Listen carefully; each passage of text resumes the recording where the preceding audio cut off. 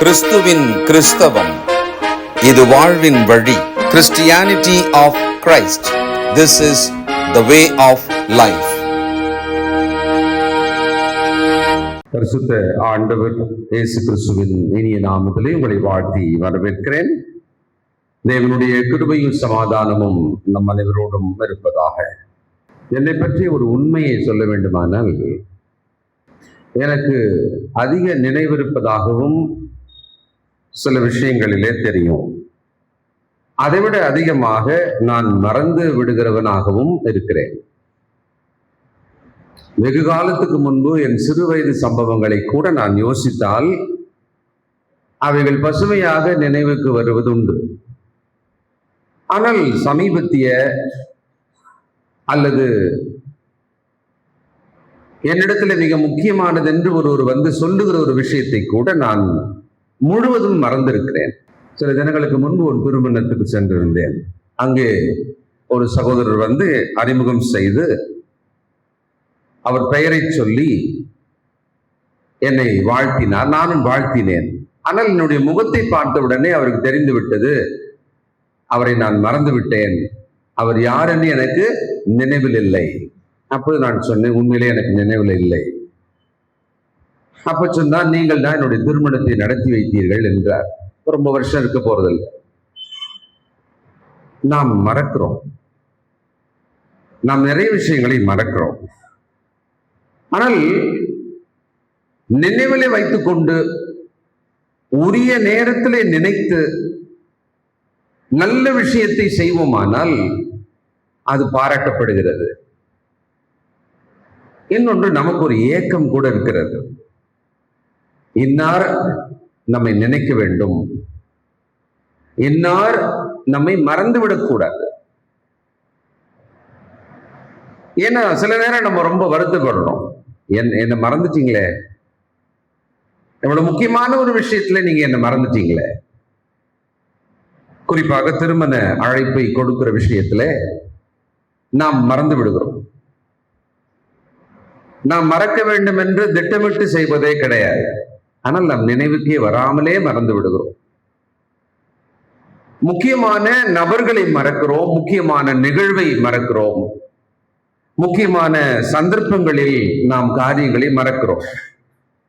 இப்ப நாம நினைவில் வைத்துக் கொள்ள வேண்டும் என்பது முக்கியமா? ஒருவர் நம்மை நினைக்க வேண்டும் என்பது முக்கியமா? மனுஷுக்கு நடுவிலையும் அது முக்கியம்தான். அம்மா நன்றாக ஒரு பொருளை சமைத்து எல்லாருக்கும் பரிமாறி எல்லாரும் சாப்பிட்டு முடித்த பிறகு கடைசி பையன் வருகிறான். அப்பதான் அம்மாவுக்கு திடுக்குன்னு, அவனுக்குன்னு இவங்க எடுத்து வைக்கல, எப்படி இருக்கும்ல? அது அந்த பிள்ளைக்கு எப்படி இருக்கும்? ரொம்ப பெரிய ஒரு ஷாக்கா இருக்கும். என்னடா, நம்ம வீட்டுல செய்யப்பட்ட ஒரு நல்ல உணவு நம்ம நினைவில் வைக்காமல் நமக்காக அவங்க எடுத்து வைக்காம விட்டாங்களே அப்படின்றது ரொம்ப பெரிய ஒரு அதிர்ச்சி தான். நீங்க யோசிங்க, நீங்கள் நினைவில் வைத்துக் கொள்ளாமல் செய்த தவறு என்ன? உங்களை ஒருவர் நினைவில் வைத்துக் கொள்ளவில்லை என்பது உங்கள் வருத்தமாக எப்படி இருக்கிறது? இது ஒரு பக்கம் இருக்கட்டும். நமக்கு ஒரு ஆறுதல் இருக்கிறது. என்ன ஆறுதல்னா, தேவன் நம்மை மறப்பதில்லை. அதான் ஆறுதல்.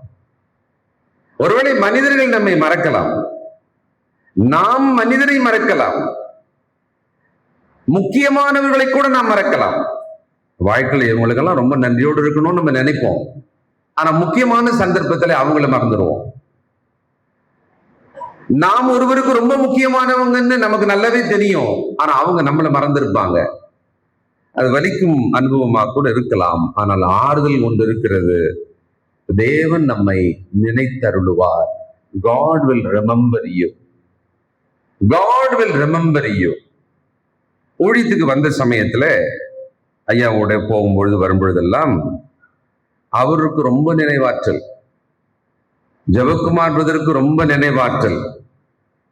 இதுல கம்மியான ஆள் நான் மட்டும்தான், இந்த 3 பேர்ல. அப்போ அவர் சிலதெல்லாம் சொல்லுவார், நான் மறந்துடுவேன். அப்ப எனக்கு சொன்னார், ஒரு நோட்டு ஒன்று வாங்கி பாக்கெட்ல வச்சுக்கோ, நான் சொல்றதை எழுதி வச்சுக்க, அப்பதான் நீ மறக்க மாட்ட, அந்த வேலையெல்லாம் நீ மறுநாள் கரெக்டா செய்வேன்வாரு. அப்பொழுது நான் வாங்கி வைத்து அது ஒரு பழக்கமாக நான் வச்சுக்கிட்டேன். எங்கள் சிலர் கூட அந்த பழக்கம் இருக்கலாம். இப்ப அதெல்லாம் இல்லை. செல்போன்லயே ஒரு ஆடியோல சொல்லிட்டா ரிமைண்ட் பண்ணிடும், அதுல பதிவு பண்ணி வச்சுட்டா ரிமைண்ட் பண்ணிடும். அதை பண்றதுக்கு மறக்கிறவங்களாம் சூப்பர் மேன்லாம் இருக்காங்க. அதை பண்ணணும்னு நினைப்பாங்க, ஆனா மறந்துட போறோம், இதை செய்யணும்னு நினைப்பாங்க, அதை மறந்துடுவாங்க. அப்படி ஒரு உலகத்துல நாம இருக்கிறோம். சரி, தேவன் நம்மை நினைப்பது அப்படின்ற ஒரு விஷயம் இருக்கு இல்லையா, அது எவ்வளவு பெருசு, அது எவ்வளவு முக்கியமானது. மனிதர் நம்மளை நினைக்கணும்ன்றது நமக்கு எவ்வளவு முக்கியமாக இருக்குமோ அதை விட பல ஆயிரம் மடங்கு முக்கியமானது தேவன் என்னை நினைக்கிறார் என்பது. அதை நம்ம சில உதாரணங்கள் வழியாக நாம் பார்க்கலாம். இப்ப நான் ஒரு நோட்டு பாக்கெட்ல வச்சுக்கிட்டேன்னு சொன்ன பார்த்தீங்களா, அது மாதிரி தேவன் ஏதாவது வச்சிருப்பாரா? அவர் மறக்கிறவர் அல்ல. ஆனா எனக்காக, என்னுடைய நம்பிக்கைக்காக, என்னுடைய சந்தோஷத்துக்காக அவர் ஒரு விஷயம் எனக்கு சொல்றார். மல்கியாவின் புத்தகம், இது ரொம்ப ஆச்சரியமா இருக்கிறது. 3ஆம் அதிகாரம் 16வது வசனம். அப்பொழுது கர்த்தருக்கு பயந்தவர்கள் ஒருவரோடொருவர் பேசிக் கொள்வார்கள், கர்த்தர் கவனித்து கேட்பார். கர்த்தருக்கு பயந்தவர்களுக்காகவும் அவருடைய நாமத்தை தியானிக்கிறவர்களுக்காகவும் ஞாபக புஸ்தகம், புக் ஆஃப் மெமரி, ஞாபக புஸ்தகம் ஒன்று அவருக்கு முன்பாக எழுதப்பட்டிருக்கிறது. அவர் மறக்கிறவர் அல்ல. எல்லாவற்றையும் உலகத்திலேயே சொல்லுவாங்க. டேட்டா சென்டர், அம்பத்தூர்ல ஒரு டேட்டா சென்டர் கட்டிட்டு இருக்கான், இரும்பிலே கட்டுறான். அது பல நூறு கம்பெனிகளுக்கான டேட்டாவை எல்லாம் மொத்தமாக வாங்கி உள்ள வச்சிருப்பாங்க. ஆனால் தேவனோ இந்த உலகம் தோன்றியதற்கு முன்பிருந்து இந்த உலகத்தின் முடிவு அதையும் தாண்டிய நித்தியம் வரைக்குமானதை நினைவில் வைத்துக் கொள்ளக்கூடியவர். அப்ப நம்ம நோக்கம் என்னவா இருக்கணும்னா, தேவனுடைய நினைவில் நான் இருக்கணும், அவ்வளவுதான். மனிதர்கள் என்னை மறப்பார்கள், நான் வைக்கவே படாம சொல்லிடுவேன், மறந்துட்டேங்க சாரி.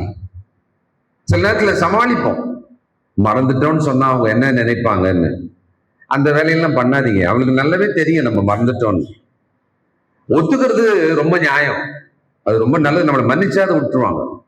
மறந்துட்டு கூட என்ன சமாளிக்கிறான் பார் அப்படின்னு நம்மளை மாயமாலக்காரனாம மாத்திடுவாங்க பாத்தீங்களா.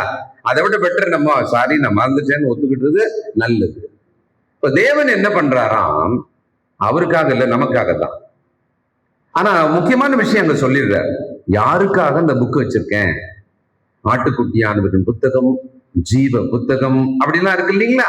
இந்த புத்தகம் என்னவா, தமக்கு பயந்து அவருடைய நாமத்தை தியானிப்பவர்களுக்காக ஞாபக புஸ்தகம். அவங்க கர்த்தருக்கு பயந்து ஒருவரோடு ஒருவர் பேசிக் கொள்வார்களாம், ஒருத்தருக்கு ஒருத்தர் பேசிக்கிட்டு இருப்பாங்களாம். கர்த்தருக்கு பயந்தவர்கள் பேசுவார்களாம். நாம் கர்த்தருக்கு பயந்தவர்களான ஒத்துக்கொள்றோம், ஆனா என்ன பேசுறோன்ற விஷயத்துல கவனமா இல்லை. ஏன்னா நாம் பேசுவதை தேவன் நினைவு புத்தகத்தில் பதிவு செய்கிறார். God has a book of reminder, book of remembrance. அதனால்தான் ஆண்டவர் சொன்னாரு, உங்கள் வீண் வார்த்தைகளுக்கு கூட நீங்கள் கணக்கு கொடுக்க வேண்டும். அது யார் ஞாபகம் வச்சுக்குவா? அதை யார் எழுதி வைப்பா? நம்மளே மறந்துடுவோம். சும்மா பேசிட்டு இருந்தோம் அப்படின்னு 1 மணி நேரம் பேசுறதா இருந்தா திரும்ப நீங்க அதை நினைவுபடுத்தி பாருங்களேன், ஒரு 2-3 விஷயம் தான் ஞாபகம் வருது. சும்மா பேசுற மொத்தமும் நம்ம ஞாபகம் போதே கிடையாது. அப்போ தேவன் இப்படி ஒன்றை வைத்திருக்கிறார்னு சொன்னா நாம் அவர் நினைவுக்குள் இருப்பது ரொம்ப முக்கியம். அதுக்கு அடிப்படை நாம் அவருக்கு பயந்திருப்பது முக்கியம். சில உதாரணங்களை நாம பார்ப்போம். நம்ம ஏற்கனவே படிச்சோம், ஆதியாகமம் 8ஆம் அதிகாரம் 1 வசனம். அங்க ஒரு விஷயத்தை ஆவியானவர் நமக்கு நினைப்பூட்டுகிறார். 8ஆம் அதிகாரம் 1. தேவன் நோவாவையும் அவனுடைய பேழையில் இருந்த சகல காட்டு மிருகங்களையும் சகல நாட்டு மிருகங்களையும் நினைத்தருளினார். தேவன் பூமியின் மேல் காற்றை வீச பண்ணினார், அப்பொழுது ஜலம் அமர்ந்தது. God remembered Noah and the ark, what was inside. அவைகள் எல்லாம் கர்த்தர் நினைத்தார். அப்போ ஒருத்தர் நினைத்தார்ன்றது அவ்வளவு முக்கியமா அப்படின்னா ஆமா. ஏன் அப்படின்னா தேவன் சொல்றாரு, நான் உன்னை மறந்து விடுவேன். அவர் மறந்தார்னா அது எவ்வளவு பெரிய இழப்பாக இருக்கும்? நிச்சயமா பெரிய இழப்பு. அவர் நினைத்தார் என்பது எவ்வளவு பெரிய ஆசீர்வாதமோ, எவ்வளவு பெரிய ரட்சிப்போ, அதுபோல் அவர் மறந்தார் என்று சொன்னால் அது மிகப்பெரிய இழப்பாக போயிடும். அப்போ நம்ம ரொம்ப கவனமா இருக்க வேண்டியது, மனிதர்கள் நம்மளை நினைவுல வச்சுக்கணும்னு அதுக்காகவே வாழுகிற ஒரு முயற்சி இருக்குல்ல, அது ஒரு தொல்லையான முயற்சியா இருக்கும். அவங்க நம்மளை ஞாபகம் வச்சுக்கணும் அப்படின்றதுக்காகவே. ஏன் நினைவு பரிசுகள் கொடுக்கறாங்க? ஒரு சாதனைக்காக நினைவு பரிசு. அப்ப மனிதன் பாருங்களேன், நினைவில் இருக்க விரும்புகிறான். ஒருவரோட நினைவிலே தான் இருக்க விரும்புகிறான். தன் நினைவில் சிலரை வைத்துக் கொள்ள விரும்புகிறான். இது ஒரு முக்கியமான விஷயம், உலகத்திலே கவனிக்க வேண்டிய ஒரு விஷயம். தேவன் நமக்கு நினைவு ஆற்றலை கொடுத்திருக்கிறார். We have a talent and ability to remember. அந்த ஆற்றலை கடவுள் நமக்கு கொடுத்திருக்கிறார். அப்படியானால் இந்த நினைவு என்பது ஒரு உலகம் போல, இது ஒரு தனி உலகம் போல இருக்கிறது. தேவன் நினைத்தருளினார். அந்த இடத்துல நினைத்து அருளினார்னு ஒரு வார்த்தை இருக்கு பாத்தீங்களா? அது ஒரு விசேஷமான ஒரு வார்த்தை. அது அவருடைய கிருபை அந்த நினைவிலே அந்த மொத்த பேரையும் அவர் காப்பாற்றும்படியாக, அதுக்கு பிறகு வருகிற ஒரு புதிய உலகத்தை அவர் காப்பாற்றும்படியாக, by his grace he remembered Noah and his family and all the livestock. கர்த்தர் நினைத்தார். மறந்திருந்தா என்ன இருக்கும்? அதை விட்டுட்டாரு, அது மறந்தபடி விட்டுட்டு இருந்தாருன்னா என்ன இருக்கும்? நாம எல்லாம் இருந்திருக்கவே மாட்டோம். ஒரு உலகம் இருந்திருக்காது. தேவன் நினைக்கிறார் என்பதுக்குள்ளே நம்முடைய வாழ்க்கை, நம்முடைய ரட்சிப்பு எல்லாமே இருக்கிறது.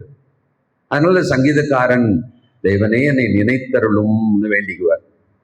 பல சங்கீதங்கள் நீங்க பாத்தீங்கன்னா, God please remember me, remember my pain, remember my loss, remember my agony. என் வலியை, என் வேதனையை, என் வியாதியை, என் கஷ்டத்தை நீர் நினையும். யோபு கேட்பார், நீர் என்னை நினையும். மனிதர்கள் நாம் சொல்றோம் இல்ல, அவர் மட்டும் நினைச்சிட்டாருன்னா உனக்கு வேலை கிடைச்சிருப்பா. அவர் மாத்திரம் நினைச்சிட்டாருன்னா போதும். நம்ம நினைக்கிறதெல்லாம் ஒண்ணும் இல்லை. பெரிய அதிகாரி அவர் நினைச்சிட்டாருன்னா போதும், எந்த பிரச்சனையும் இல்லப்பா, உனக்கு கிடைச்சிடும், இது நடந்துடும். பாருங்க, ஒருவர் நினைப்பது எவ்வளவு முக்கியமா இருக்குல்ல. நாம் நினைவில் எவைகளை வைத்துக் கொள்ளுகிறோம் என்பது முக்கியமானதா இருக்கு இல்லையா? அப்போ அந்த வார்த்தைகளுக்கு மேல, அதுக்கு முன்னால நம் நினைவு உலகத்தை பற்றிய சிந்தை நமக்கு தேவை. இன்றைக்கு பிள்ளைகள், சிறு பிள்ளைகள் இங்க இல்ல, வாலிப பிள்ளைகள், நீங்கள் உங்கள் நினைவு உலகத்தை பற்றி அக்கறை இல்லாமல் இருக்கிறீங்க. அதை பற்றி உங்களுக்கு எந்த விதமான ஒரு பயமுறுத்தல் அல்லது பயபக்தியும் இல்லை. என்னன்னா, பேசினா தெரிய போகுது, நடந்தா தெரிய போகுது, நினைவுல இருந்தா தெரியாதில்ல. அப்போ பலவிதமான அசுத்தங்களை நீங்கள் தனியாக பார்த்து, அதை தனியாக நினைவுல வைத்து, அதை நினைவுலகத்துக்குள்ளே நீங்கள் வாழ்கிறீர்கள். சமீபத்தில் ஒரு அதிர்ச்சியான விஷயத்தை கேட்டேன். ஒரு சபையிலே சின்ன பிள்ளைகள் அவர்கள் மிக அசுத்தமானதை பார்க்கிறார்கள் என்று சொல்லி மிக வேதனையோடு கூட அந்த ஊழியக்காரன் இதை பகிர்ந்து கொண்டார். எனக்கு ரொம்ப பெரிய அதிர்ச்சியா இருந்தது. அந்த வயதை கவனித்தேன், அந்த பிள்ளைகளை யோசிச்சு பார்த்தேன். அவர்கள் இவ்வளவு பெரிய அசுத்தமான விஷயங்களை அவர்கள் பார்க்கிறார்கள், அதில் பழக அவர்கள் முயற்சிக்கிறார்கள் என்று சொல்லி, மகா அசுத்தமானதை. அப்போ நினைவுலகம் என்பது முக்கியமானது. நம் நிலை உலகத்திலே நாம் எப்படி நடந்து கொள்ளுகிறோம்?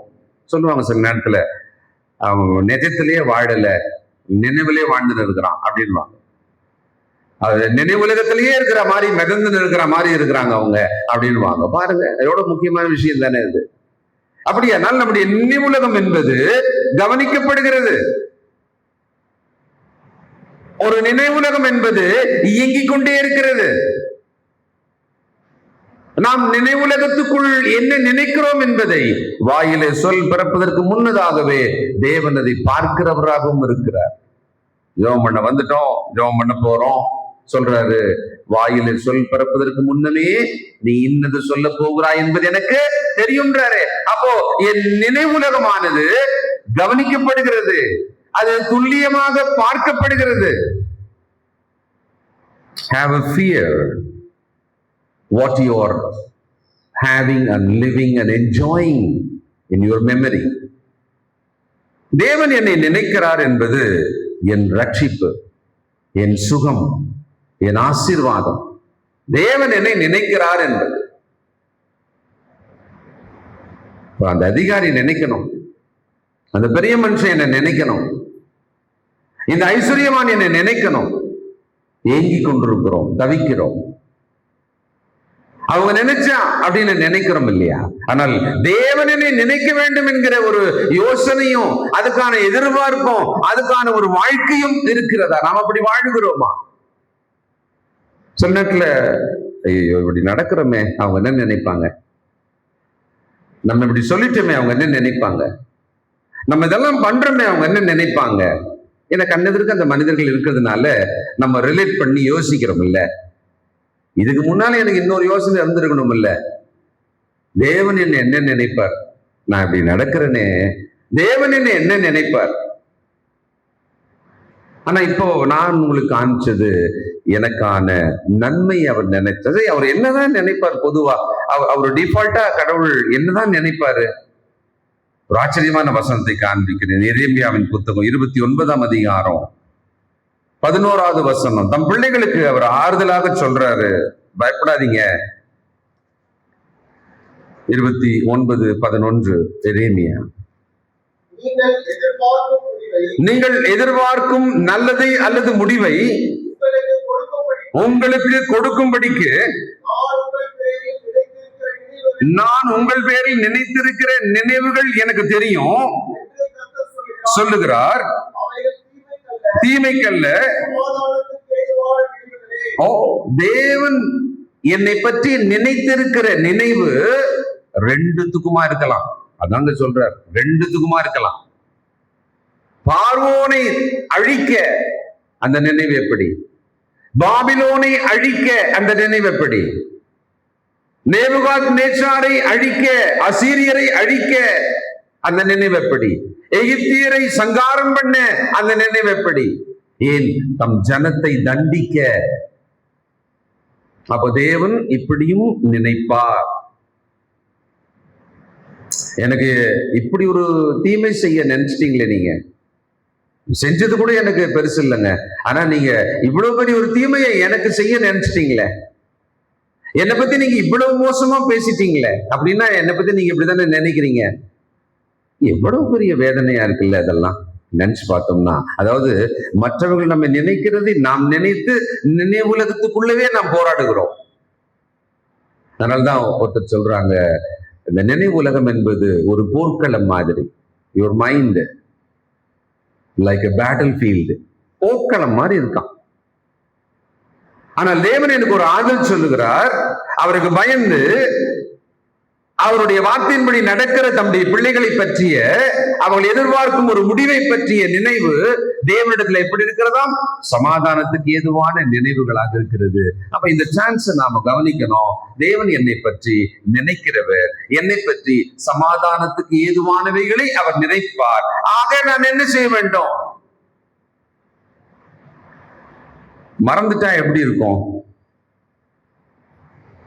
ஆதியாகமம் 40ஆம் அதிகாரம் ஒரு சம்பவம் நடந்தது யோசேப்போட வாழ்க்கையில. யோசேப்பு 2 ஆண்டு காலம் சிறைச்சாலைக்குள்ளே இருக்கிறார். அவர் நிரபராதி தான், ஆனாலும் அந்த சிறைச்சாலை அனுபவம் தேவனால் அவருக்கு அனுமதிக்கப்பட்டது. அது அவசியம். 40ஆம் அதிகாரம் 23ஆம் வசனம். தூக்கி போட்டான். யோசேப்பு அவர்களுக்கு சொன்ன அர்த்தத்தின்படியே சம்பவித்தது. ஆனாலும் பானபாத்திரக்காரரின் தலைவன் சொப்பனம் காண்கிறார்கள் 2 பேர், விளக்கம் கொடுக்கிறார் யோசேப்பு. 2 பேருக்கு சொன்ன மாதிரியே நடந்துருச்சு. ஆனால் அந்த தப்பித்தவன், உயிர் பிழைத்தவன் இருக்கான்ல, நினைக்கல. இந்த யோசேப்பை நினைக்கல, மறந்துட்டார். சில நேரங்களில் நல்லா ஞாபகம் வச்சுங்க, சிலர் நம்மை மறப்பது நல்லது.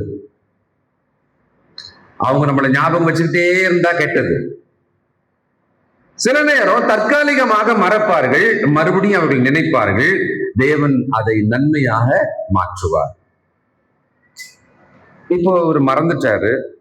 என்னாச்சு? 41ஆம் அதிகாரம் 9ஆம் வசனம்.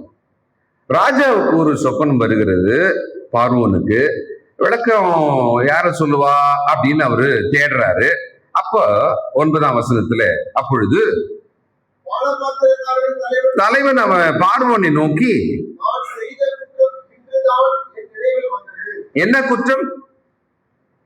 யோசேப்பை மறந்துட்டது குற்றம். அப்படியானால் மறந்து விட்டேன் என்பது சாதாரண விஷயம் அல்ல. மறந்துட்டேன் என்ன இப்போ சின்னத்துல அப்படித்தானே சொல்றோம். ஏன்னா அவங்களுக்கு நாம ஒரு அன்பாக அப்படி ஒரு பதில் சொல்லணும்ன்ற பொறுப்பு நமக்கு இல்லை. அப்ப நம்ம அவங்க கிட்ட அழகா சொல்லிடுவோம், மறந்துட்ட பெண்ண போடுவோம். மறக்கணும்னு தான் என் பிளானே, அவ்வளவுதான். அப்போ இங்க என்ன சொல்றாரு? தான் அந்த தரிசனத்தின்படி, அந்த விளக்கத்தின்படி உயிர் பிழைத்திருக்கிறேன். ஆனா சொன்னவன மறந்துட்டோமே, நம்ம குற்றம் குற்றம். அப்ப நமக்கு ஒரு அறிவு தேவைப்படுகிறது. நாம் மறந்து விட்டால் அது குற்றமா என்பதை பார்க்கணும். அப்பதான் நான் சொன்னேன், மன்னிப்பு கேட்டுருங்கன்ற. உங்கள் மறதிகளுக்கு கூட நீங்கள் என்ன பண்ணலாம்? மன்னிப்பு கேட்கலாம். அதை மறைக்கவும் அதை மழுப்பவும் நாம் முயற்சி செய்ய வேண்டிய அவசியம் இல்லை. நான் குற்றம் இழைத்து விட்டு, சரி ஞாபகம் வந்தது. ராஜா கிட்ட சொல்றாரு, யோசேப்பு கூப்பிடுறாங்க. அவரு வராரு, வந்து அந்த விளக்கம் கொடுக்குறாரு. ராஜா, இதான் உங்க சொப்பனத்தோட விளக்கம். ராஜா கேட்டாரு. அரண்மனையில எல்லாம் கேட்கிறாங்க. ஓகே, குட், நல்லா இருக்கு, சரியா இருக்கு நீ சொல்றதுப்பா, சரி இந்த வேலையை நீயே பண்ணிடு அப்படின்னு. அப்பொழுது பார்வோன் அந்த யோசேப்பை உயர்த்துறார். எப்படி உயர்த்துறார் பாருங்களேன். 41ஆம் அதிகாரம் 38 முதல்.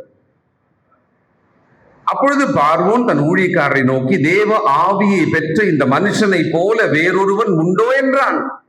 பின்பு பார்வோன் யோசேப்பை நோக்கி, தேவன் இவைகள் எல்லாவற்றையும் உனக்கு வெளிப்படுத்தி இருக்கிறபடியால் உன்னை போல விவேகம் உள்ள ஞானம் உள்ளவன் ஒருவனும் இல்லை.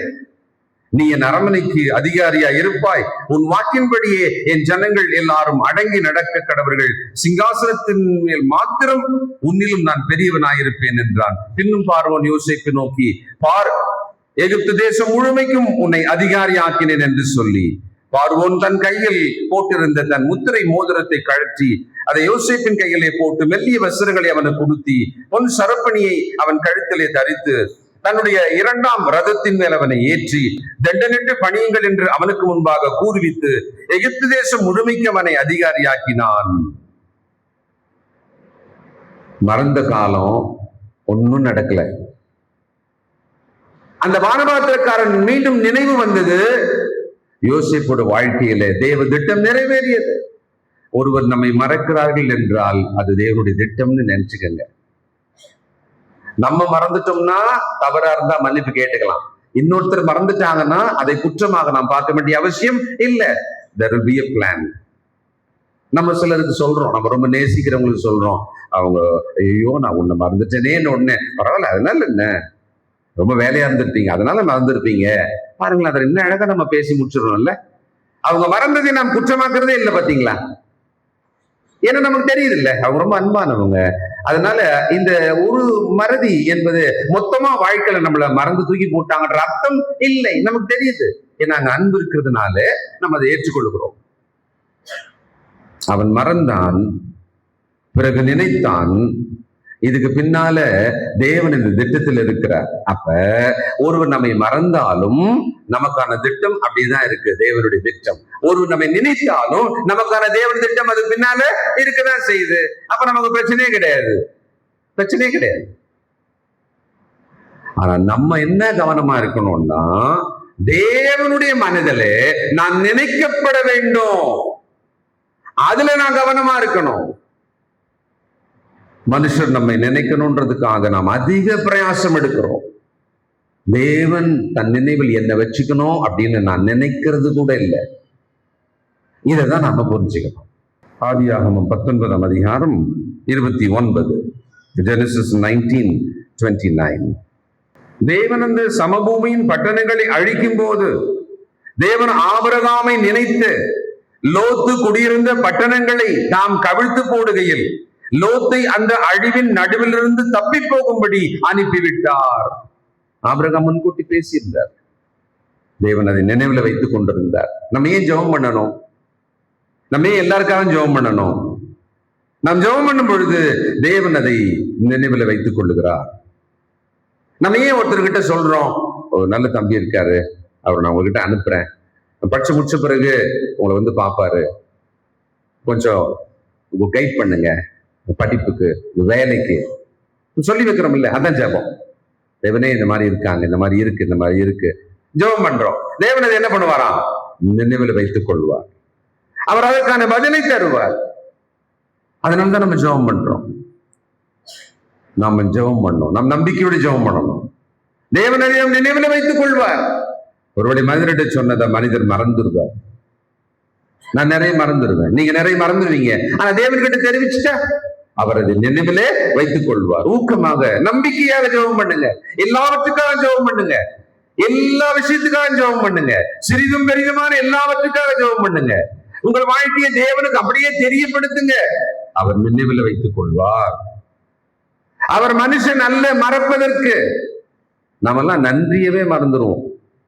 ஒரு நன்மையை நல்லா அனுபவிச்சுட்டு அதுக்கு நன்றி சொல்றதை கூட மறக்கிற சூப்பர்மேன் சூப்பர் விமன் நம்மலாம்.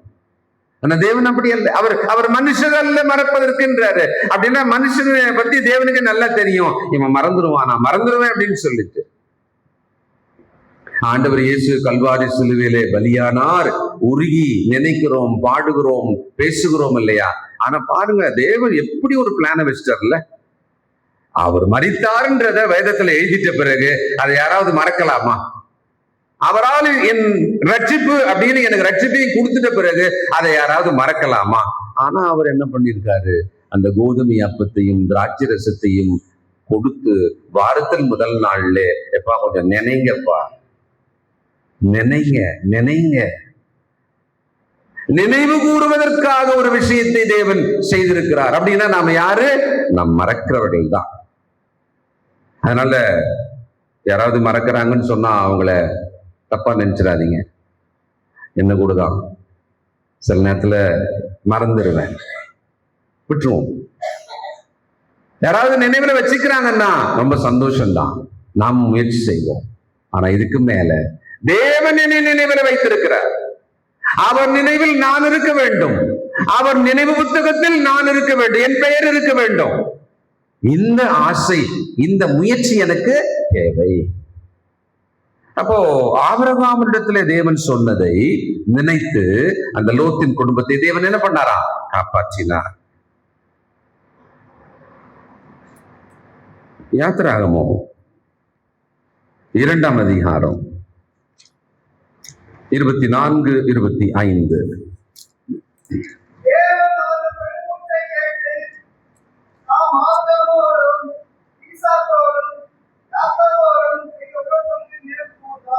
ஆபிரகாம் ஈசாக்கு யாக்கோபோடு தான் செய்த உடன்படிக்கையை நினைவு கூர்ந்தார். தம் ஜனமானது கஷ்டத்தினாலே நொறுக்கப்படுவதனாலே பெருமூச்சு விட்டதா. ஐயோ, எங்களுக்கு வேதனையும் வலியுமா இருக்கிறதே. கவனிச்சாரா? நீங்கள் பெருமூச்சு விடுகிறீர்கள், யார் நினைப்பா? நமக்கெல்லாம் ஒரு பழக்கம் இருக்குல்ல, சாப்பிடும்போது புறக்க ஏறினோன்னு என்ன சொல்லுவோம்? அம்மா நினைக்கிறாங்க இல்ல, அப்பா நினைக்கிறாங்க, ஏதோ தூரத்துல இருக்கிறவங்கள நினைக்கிறாங்கன்னு சொல்லுவோம். மனுஷனுக்கு பாருங்களேன், ஒருத்தர் நினைக்கிறத பற்றிய ஒரு சந்தோஷம் தேவைப்படுதுன்றதுனால புறக்க ஏறும்போது இப்படி ஒரு விஷயம், இப்படி ஒரு சொல்லாடல் நம்ம கிட்ட இருக்குது பாத்தீங்களா இல்லையா? வீட்டை விட்டு பிரிந்து இருக்கிறவங்களுக்காக இது உருவாக்கப்பட்டது. வீட்டை விட்டு பிரிஞ்சு ஒரு இடத்துல இருக்கிறாங்க அப்படின்னா அவங்க நம்ம குடும்பம் நம்மள மறந்துருக்குமா, நினைக்குமா அப்படின்ற ஒரு கவலை இருக்கும் பார்த்தீங்களா? அதுக்கு அவன் என்ன வச்சுட்டான், இந்த சாப்பிடும் போது புறக்க ஏச்சுன்னு சொன்னா உடனே சொல்லிடுவாங்க, பாப்பா நீ சாப்பிடுறியா, குழந்தை சாப்பிடுதான்னு நினைப்பாங்கல்ல. அம்மா உன்னை நினைக்கிறாங்க, உன் மனைவி உன்னை உன் கணவன் உன்னை நினைக்கிறாங்க. அப்ப பாருங்க, ஒரு மனுஷனுக்கு நாமெல்லாம் நம் நினைவுகளுக்குள் இருக்கணும், நல்ல அவங்க நினைக்கணும், நம்மள அவங்க நினைக்கணும், அதெல்லாம் எவ்வளவு ஆசையா இருக்கு பாத்தீங்களா? இந்த ஆசையை அப்படியே நம்ம ஒண்ணாக்கி இது ஒரு பெருசாக்கி தேவ நினைவில் நான் இருக்கணும்பா, அதுக்கு நான் என்ன பண்ணணும்? மனுஷனுக்கு முன்னால அவங்க என்ன நினைக்கணும்னு நான் கொஞ்சம் நடிச்சு கூட நடக்கலாம். இன்னைக்கு இருக்கிற அரசியல் வட்டத்துக்குள்ள நம்ம பார்க்கணும்ல, அவங்க நினைக்கணும். டேபிள் கடியில கூட போகலாம், கையை நல்லா டைட்டா கட்டிக்கின்னு குனியலாம், என்ன வேணாலும் பண்ணலாம். என்னன்னா அவங்க நினைக்கணும் நம்மளுக்கு ஒரு பதவி, நம்மளுக்கு ஒரு நன்மை கிடைக்கணும். ஆனால் தேவன் என்ன நினைக்க நான் என்ன செய்யணும்? ஒரே சிம்பிள் பேசிக் விஷயத்தை மட்டும்தான் அவர் எதிர்பார்க்க. அவருக்கு பயந்து, அதான் எதிர்பார்க்க. கர்த்தருக்கு பயந்து அப்படின்ற ஒரு இடத்தை விட்டு நாம் நகர்ந்து விடுவோமானால் நம்முடைய நினைவு உலகம் மிக மோசமான இடத்துக்கு போயிடும். நம்முடைய நிஜ உலகம், நம்முடைய செயல் உலகம் மட்டுமல்ல, நினைவு உலகத்திலே கெட்டு போவோம். இரவிலே பல மணி நேரம் போனை வச்சு பார்த்துக்கிட்டே இருக்கிறவர்கள், உங்கள் நினைவு உலகம் கெட்டு போகிறது. நானா விரும்பி அப்படி பார்க்கல, தானா வருது, தானா தான் வரும். என்ன ஆதாம் ஏவல் அப்பாயின்மெண்ட் கேட்டாங்களா, சர்பத்தை கொஞ்சம் வா, இது ஏதோ விலைக்கு வச்சுட்டாரு, அது என்னன்னு சொல்லு. இல்லையே, தானா தானே வந்தது. ஜாக்கிரதையா இருங்க. இந்த உலகத்துல இந்த எச்சரிக்கை நமக்கு ரொம்ப அவசியமா இருக்கிறது, ரொம்ப அவசியமா இருக்கிறது. உங்கள் நினைவு உலகத்தை நீங்கள் கெடுத்து விடுவீர்கள், ஆனால் நித்திய ஜீவனுக்கு கூட போகவே முடியாது. அதுதான் யாருக்கும் தெரியாது பிரதர், அதை யாருக்குமே தெரியாது, யாரும் அதை பார்க்கவே முடியாது. என்னுடைய நினைவு உலகத்தை தேவன் அதை பார்த்து புக் வச்சிருக்காராம். அதை பார்த்து அவர் ஞாபக புஸ்தகத்திலே அவர் ஒரு நினைவு புத்தகத்தை வச்சிருக்கிறாராம். தேவன் தன் வாக்கை நினைக்கிறார். தேவன் என் துன்பத்தில் என் குரலை கவனிக்கிறார், என் ஜெபத்தை நினைக்கிறார். மனுஷன் மறந்துட்டா கூட தேவன் அந்த மனுஷனுக்கு நினைவை கொடுத்து, என்னை மொர்தெகாய் விஷயம் பாருங்களேன். மொர்தெகாய் ஒரு முறை ராஜாவை கொலை செய்யும்படியான சதி நடந்தது. அதை இவர் வாசல்லே இருப்பார், அரண்மனை வாசல்ல. அவரு ராஜாவுக்கு தெரிவிச்சிட்டார். அப்போ ராஜா அந்த சதியை முறியடித்து கொல்ல வந்தவங்களை கொன்னுட்டார், முடிஞ்சு போச்சு. அத அவங்க டைரியில எழுதிட்டாங்க. ஆனா அதே சமயத்துல யாரோ சொன்னா, நாமே என் உயிரை காப்பாற்றுவதற்கு கூப்பிடவன வெகுமதி கொடுக்கலாம் அப்படின்னு அந்த நேரத்துல ஒண்ணுமே பண்ணலையாம். எழுதி வச்சதோட முடிச்சுட்டாங்க, மறந்துட்டாங்க. ஆனா இன்னொரு சந்தர்ப்பம் வந்தது. அந்த மொர்தெகாயை கொலை செய்யும்படியாக கொலை கருவி மறுநாள் காலையிலே அவனை கொலை செய்ய போகிறது, ஆயத்தமானது. அந்த இரவு அந்த புத்தகத்தை எடுக்கவும் அதை வாசிக்கவும் அந்த நினைவை யார் வச்சா? அந்த ராஜாவுக்கு தேவன் தான் வச்சார். அதனால அன்பானவர்கள், முக்கியமானவர்கள் அப்படின்னு நீங்க நினைக்கிறவங்க கூட மறந்துட்டாங்க அப்படின்றத நீங்க ரொம்ப பெரிய கவலையாகவும் மன முறிவாகவும் ஆவியே முறிந்து போகிறதாகவும் எடுத்துக்காதீங்க. தேவன் அதுல திட்டம் வச்சிருப்பாரு. உரிய நேரத்திலே அவர்கள் என்னை நினைக்கவும், அதனால் தேவன் என்னை ஆசீர்வதிக்கவும் நிச்சயமா தேவன் திட்டம் வச்சிருப்பாரு. மறந்துட்டா கர்த்தர் சித்தமானதுனால அப்படி மறந்திருக்கலாம். அவர்கள் நினைவுல வச்சிருந்தா கர்த்தருடைய சித்தம் அவர்கள் நினைவுல வச்சிருக்கலாம். அவ்வளவுதான், அது கீழே விட்டுருங்க, அது கீழே விட்டுருங்க. அப்ப தேவனானவர் இந்த நினைவுலகத்தின் மேலே தன்னுடைய கட்டுப்பாட்டை வச்சிருக்கிறார். நம்மை அவர் நினைக்கிறார் என்பதை அவர் தான் முடிவு செய்யணும், அவர் தான் நினைக்கிறார். ஆனா நான் என்ன செய்யணும்ன்றத அவர் எனக்கு சொல்லி வச்சிருக்கிறார். நான் அவருக்கு பயந்திருக்கும் போது புதிய ஏற்பாட்டு உதாரணம் நமக்கு நல்ல ஞாபகம் இருக்கும். அப்போஸ்தலர் 10ஆம் அதிகாரத்துல ரொம்ப அழகான வார்த்தை ஆவியானவர் சொல்றாரு.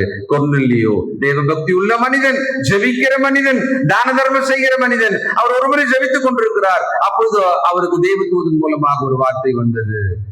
உன்னை கர்த்தர் நினைத்தார். உன் நினைப்பூட்டுதலாக உன் ஜெபமானது, உன் செயலானது தேவ சமூகத்திலே எட்டியது. அவ தேவன் என்னை நினைக்கிறார் என்பது எனக்கு ரொம்ப பெரிய ஆறுதல், எனக்கு ரொம்ப பெரிய ஒரு மகிழ்ச்சி.